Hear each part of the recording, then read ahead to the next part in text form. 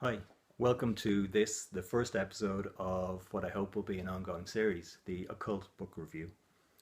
This week's book is The Eighth Tower by John Keel. Now, John Keel is probably more better known to people as the author of the Mothman Prophecies, which was also turned into a movie. I don't know when, but it starred Richard Gere, and it was probably around the late 90s. And he was also kind of mentioned in the X-Files, and for a lot of people, he's up there with Jack Vallee as one of the most important Fortean investigators. A lot of people compare him or call him the Hunter S. Thompson of the occult. Um, Keel had his first story published at 12 years of age, so he was a prolific writer. He set up his own magazine before going on to travel around the world. He wrote about the countries that he visited, and he also went on to become a Fortean journalist and investigator. Now, a lot of his experiences in other countries were probably the basis for his interests and the wide variety of connections he could pull together. And those connections form the basis of this book, The Eighth Tower. The Eighth Tower itself is actually a lot of material was supposed to be in the Mothman Prophecies, but Keel and his publisher, I don't know if they agreed, but they decided upon the material was too vast. And what I mean by vast is Keel tries to connect all anomalous phenomena. He connects all religions, all spiritual, supernatural experiences and occurrences, and says that they all emanate from the same place, which is what he termed the super spectrum. The super spectrum is almost like a step up from the electromagnetic spectrum, which forms the basis for everything we experience in our lives as human beings. So our sight, our sound, our touch, all the things that are exterior to us. And for some people, like philosophers Evelyn Underhill, Henry Bergson, even Aldous Huxley, they believed, like Keel himself, that it was our biological limitations which stopped us from seeing and sensing the real world, the real realm. And in a lot of ways, this connects to the ideas behind shamanism, trance experiences, spiritualism, and more scientific ideas which Keel begins to write about. Now, bear in mind, this book was published in 1975.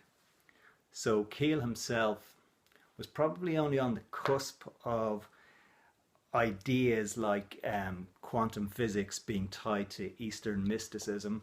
I think it was the Tao of physics which really broke that idea into the mainstream.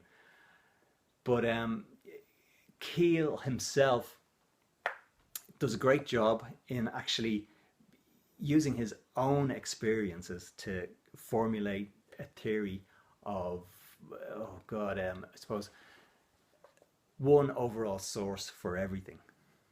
Now, unlike people like Evelyn Underhill, which we've just mentioned, Keel didn't really have a positive view of what the supernatural was or what was coming through from this super spectrum. Keel believed that ultimately it was something negative, and he agreed with Charles Fort. He actually mentions it in the book here. Ultimately, he believes that human beings are property or playthings of whatever is out there and beyond us. His knowledge of physics, it has to be said, was limited. But at the start of this book, he talks about the ideas even behind Christianity, and how even something so formulated, something so packaged and academic can't have real origins. The origins are so obscured and manipulated and tainted by human beings that for Keel, something outside that realm, something beyond the natural world, would be much more tainted, and it would be impossible to make one person's experience translate and make sense to everyone else, which is why we fall upon stale archetypes and systems, pushing people into systems that don't make sense, but they have to just, create ritual and prayer and copy, as opposed to having something authentic themselves. So for Keel, all religious, all spiritual systems, all supernatural encounters, they were influenced by self-fulfilling prophecy in one way, because people would see what they expected to see based upon where and how they were brought up. So there was a cultural and a personal bias there. And he seems very angry in the book about how religion tries to force those individual experiences upon the masses. When Keel says that the super spectrum breaks through and causes these encounters, he comes up with some novel explanations. He says that, for example, the smell of sulfur, which was associated with demons and conjuring, from ancient Egypt, ancient Greece, all the way through to the Middle Ages and so on, where it became associated with the devil. He says that that ties into the same smell that's supposedly seen when people have Bigfoot encounters or UFO encounters. The burning smell is all the same. It's the exact same thing. And what he says it is a disintegration of these energy forms when they come into our world. The second half of the book contains quite a lot of cryptozoology and a lot of personal accounts. Now, what I found with that was, it was Keel writing about it and saying there was this person or there was this article, and there's no actual bibliography in the book.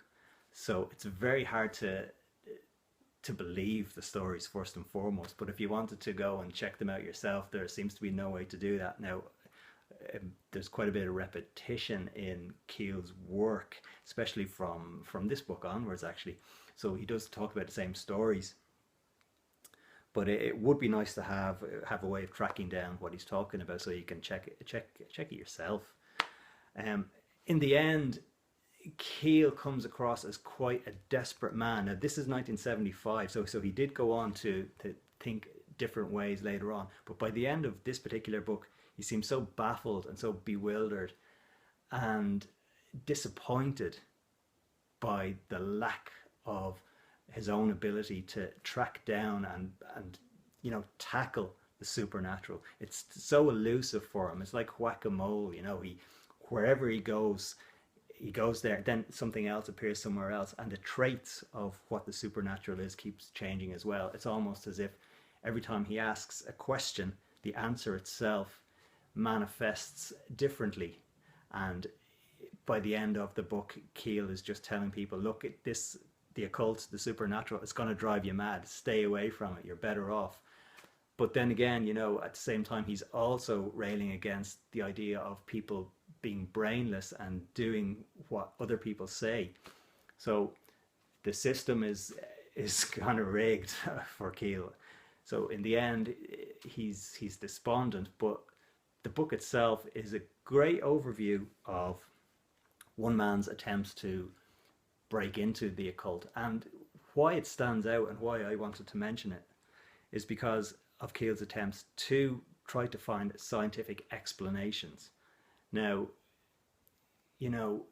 scientific breakthroughs have come thick and fast since Keel wrote this book.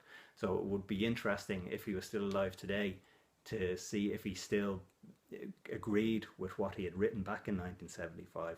But I recommend this book to people who want a broad overview of the occult, and if they've read Vallee already, or Patrick Harpur for that matter, the whole idea of one source being behind all of the religious, supernatural, and I was going to say philosophical views of the world. I'm not sure whether I'm right with that, but it's certainly worth tracking down. And yeah.